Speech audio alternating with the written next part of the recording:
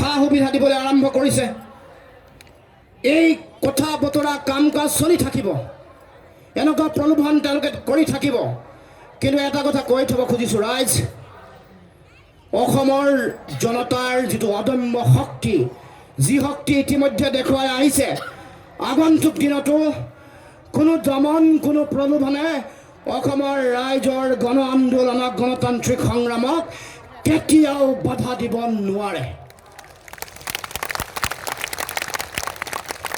শ্বহীদসকলৰ প্ৰতিটোপাল ৰক্তৰ মূল্য ভৰিব লাগিব দিল্লী আৰু দিছপুৰে। পুৰুষ নাৰী ছাত্ৰ ছাত্ৰী সকলোৰে ওপৰত নিক্ষেপ কৰা প্ৰতিটো লাঠিৰ কোবৰ হিচাপ নিকাচ অসমৰ জনতাই কৰিব, এই কথা নিশ্চিত। এইখন ভাৰতবৰ্ষ বনিয়া নৰেন্দ্ৰ মোদী আৰু অমিত শ্বাহৰ ভাৰতবৰ্ষ নহয়। এইখন ভাৰতবৰ্ষ ভাৰতীয় মানুহৰ ভাৰতবৰ্ষ, যিখন ভাৰতবৰ্ষত হিন্দু মুছলমান একেলগে থাকিব, শিখ জৈন ইছাই যিয়েই নহওক লাগিলে সকলো একেলগে থাকিব।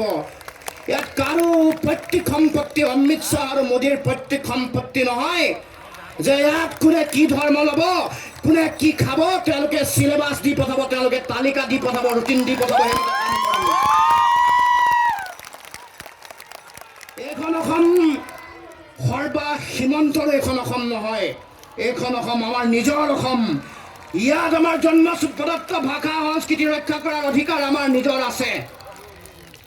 আমি আমাৰ নিজৰ ভাষাৰ আইৰ মুখৰ ভাষা আমি জীয়াই ৰাখিম, কোনো বাধা দিব নোৱাৰে।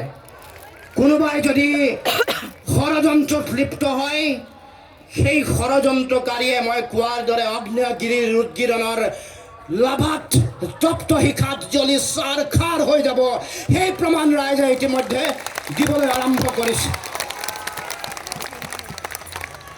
এতিয়া আপোনালোকে দেখিছে যে চাৰিওফালে বোলে শান্তিৰ সমদল কৰিব।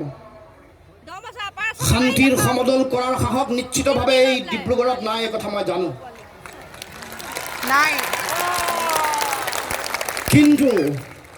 কিন্তু মই ক'ব খুজিছোঁ, এই যি শান্তিৰ কথা কৈছে, এই শান্তি বিঘ্নিত কৰিছে কোনে? চৰকাৰে বিঘ্নিত কৰিছে। কা বাতিল কৰি দিয়া, অসমত শান্তি আহি যাব।